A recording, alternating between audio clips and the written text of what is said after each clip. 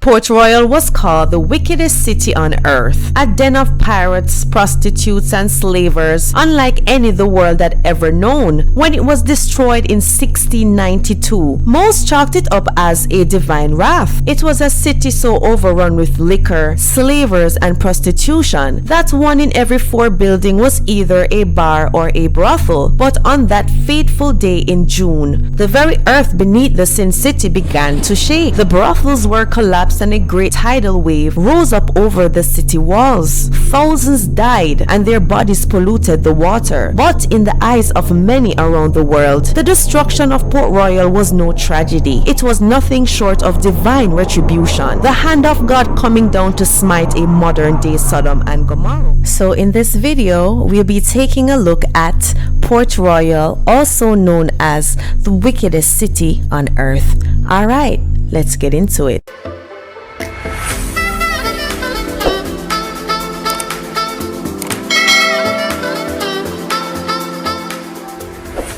Port Royal is a peninsula on the very tip of an 18-mile-long sandbar known as the Palisadoes, 15 miles from the center of Kingston, Jamaica. It hadn't always been a refuge for revelry and rebellion. From 1494 to 1655, it was nothing more than a minor Spanish port, largely undeveloped because the Spanish didn't see much gain in keeping hold of it. The English then took control of the city in 1655, and they realized the port was surrounded by a Spanish fleet, so they then invited a coalition of pirates and privateers to protect the port in the name of the King of England. The buccaneers harassed and stole from the Spanish ships to their liking, and the port became a refuge for those making their living by the sword on the high seas. The location of Port Royal made it a commercial center as well. Merchants traded slaves, sugar, and logwood. As Port Royal grew richer, so did its reputation for excess and debauchery grew, and it was called the Sodom of the New World.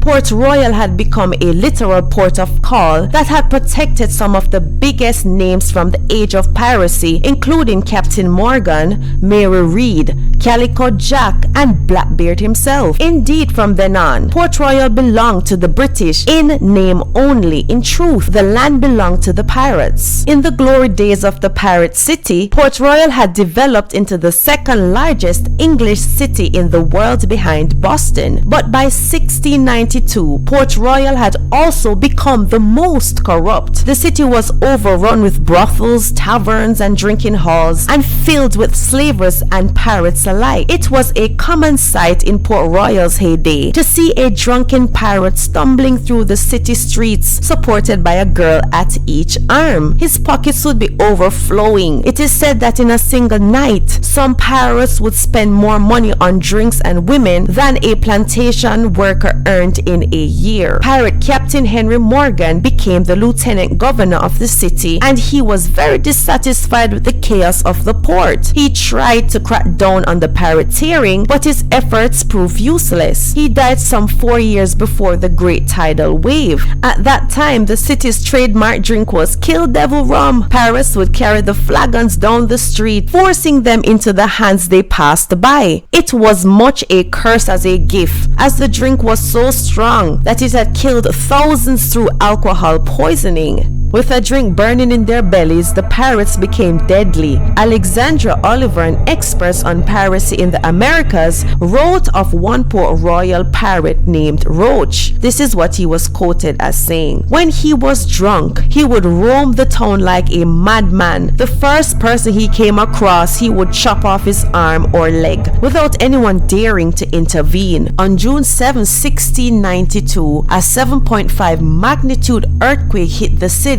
just before noon. A watch that was discovered in 1969 showed that it had been stopped at 11:43 a.m. Houses of Port Royal, in a folly straight out of the gospel, had been built on sand. When the earthquake hit, it liquefied what little supported them, and whole building, roads, and people were sucked straight into the ground. As the people panicked, a great tidal wave crashed through the docks and over the city walls, and consequently brought down what still stood. 33 acres of the city disappeared in a few hours. 4 of the 5 forts the British built had been crushed. 2,000 people, 1/5 of the population of Port Royal, was wiped out in a single day. It wasn't over. In the days to follow, as the bodies of the dead rotted under the sun and were devoured by animals and insects as they polluted the city streets, disease spread through the city. Within a few weeks, another 3,000 died. When the earthquake caused the sand under Port Royal to liquefy, it flew out into Kingston Harbor.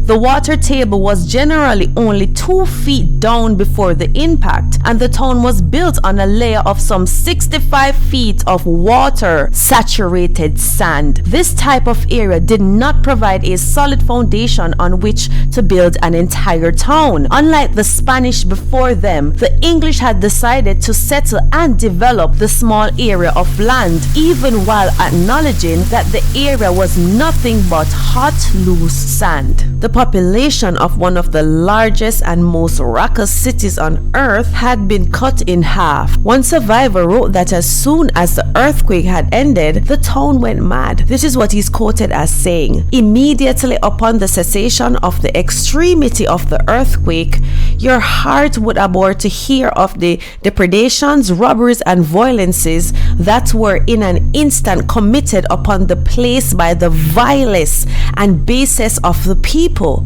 No man could call anything his own, for they that were the strongest and most wicked seized what they pleased." The vengeance against Port Royal didn't end with the quake, the tidal wave, and the looting. Just a few years later, in 1703, the city became engulfed in flames. A series of hurricanes occurred in 1712, 1722, 1726, and 1744. Further devastated the city. The last wrath finally came in 1951, when Hurricane Charlie destroyed what little was left of old Port Royal. Today, Port Royal is a small coastal village and bears no resemblance to the city of sin it once had been, and much of the city remains underwater today as a real-life Atlantis.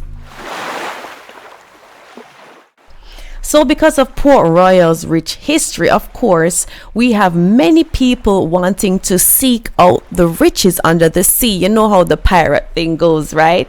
So we have had excavations, many of them. So we had early excavations by Edwin Link. He uncovered 2 small areas near the King's Warehouse and Fort James in 1956 and in 1959. Then again, we had in 1960 Norman Scott. He excavated around Fort Carlisle, and then in 1966 and 1968 Robert Mam, he excavated remains of the fish and meat markets, 2 taverns, and 3 ships located along the western edge of the city. And then in the 70s, Anthony Priddy conducted land excavations on one of the block of a lower class house, and he recovered thousands of artifacts and architectural features. The most extensive research, however, was carried out in 1981 to 1990 by the Nautical Archaeology Program of Texas University in cooperation with the Jamaica National Heritage Trust. So this excavation, it concentrated on the submerged remains of Lime Street near its intersection